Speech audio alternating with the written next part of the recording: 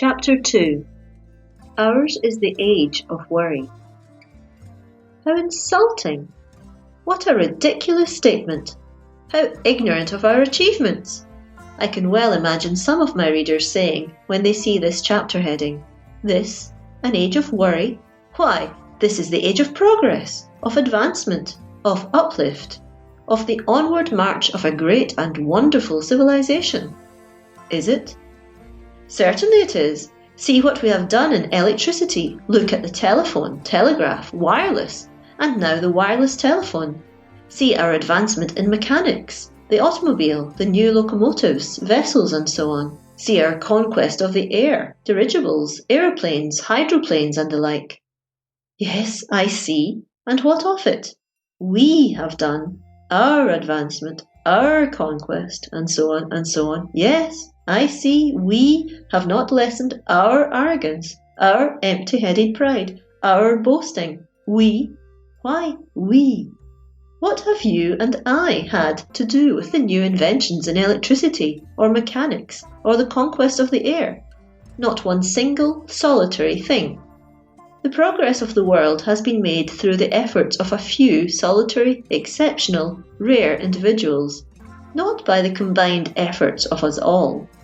You and I are as common, unprogressive, uninventive, indifferent mediocrities as we, the common people, always were.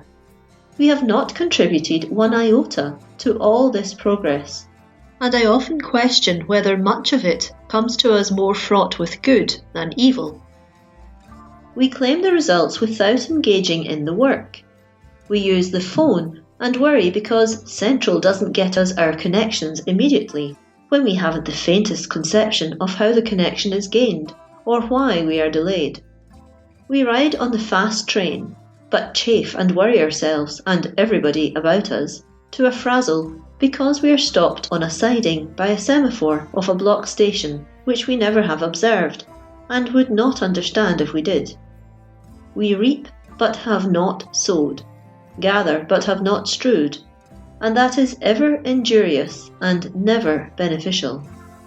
Our conceit is flattered and enlarged, our importance magnified, our dignity, God save the mark, made more impressive, and, as a result, we are more the target for the inconsequential worries of life.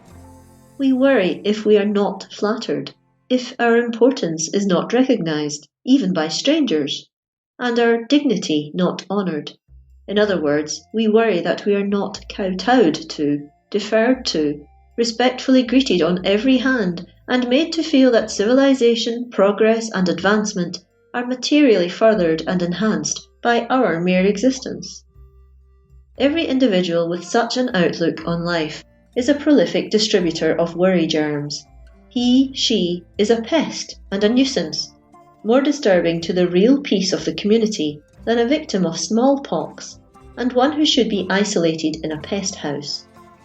But unfortunately, our myopic vision sees only the wealth, the luxury, the spending capacity of such an individual, and that ends it.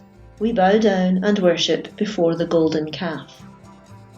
If I had the time in these pages to discuss the history of worry, I am assured I could show clearly to the student of history that worry is always the product of prosperity, that while a nation is hard at work at its making, and every citizen is engaged in arduous labour of one kind or another for the upbuilding of his own or the national power, worry is scarcely known.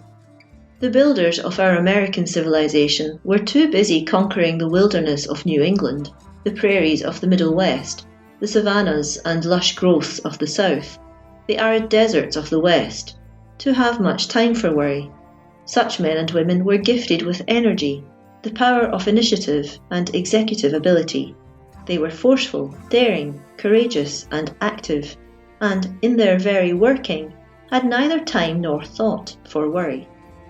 But just as soon as a reasonable amount of success attended their efforts, and they had amassed wealth, their children began and continued to worry.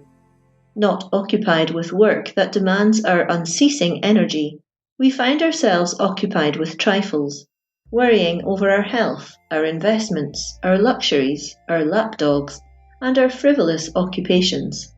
Imagine the old-time pioneers of the forest, plain, prairie, and desert worrying about sitting in a draught, or taking cold if they got wet, or wondering whether they could eat what would be set before them at the next meal.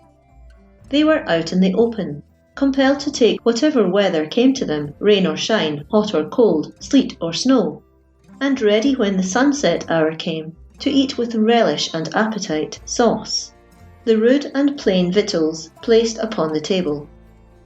Compare the lives of that class of men with the later generation of capitalists. I know one who used to live at Sherry's in New York. His apartments were as luxurious as those of a monarch. He was not happy, however, for worry rode him from morning to night. He absolutely spent an hour or more each day consulting the menu, or discussing with the steward what he could have to place upon his menu, and died long before his time, cursed with his wealth, its resultant idleness, and the trifling worries that always come to such men. Had he been reduced to poverty, compelled to go out and work on a farm, eat oatmeal mush or starve for breakfast, bacon and greens for dinner, and cold pork and potatoes or starve for supper, he would be alive and happy today. Take the fussy, nervous, irritable, worrying men and women of life who poke their noses into other people's affairs, retail all the scandal, and hand on all the slander and gossip of empty and therefore evil minds. They are invariably well-to-do and without any work or responsibilities. They go gadding about, restless and feverish because of the empty vacuity of their lives, a prey to worry because they have nothing else to do. If I were to put down and faithfully report the conversations I have with such people, the full worries they are really distressed with, the labour, time and energy they spend on following chimeras, will-o'-the-wisps, mirages that beckon to them and promise a little mental occupation, and over which they cannot help but worry, one could scarcely believe it. As Dr. Walton forcefully says in his admirable booklet, quote, "The present then is the age, and our contemporaries are the people, that bring into prominence the little worries that cause the tempest in the teapot, that bring about the worship of the intangible and the magnification of the unessential. If we had lived in another epoch, we might have dreamt of the eternal happiness of saving our neck, but in this one we fret because our collar does not fit it, and because the button that holds the collar has rolled under the bureau." End quote. Note: this quotation is from Calm Yourself by George Lincoln Walton, MD, Houghton Mifflin & Co., Boston, Massachusetts. End note.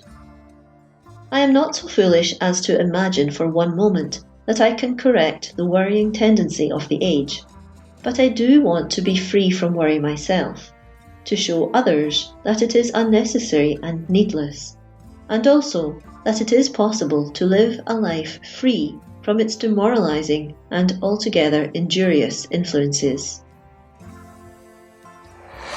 End of chapter 2.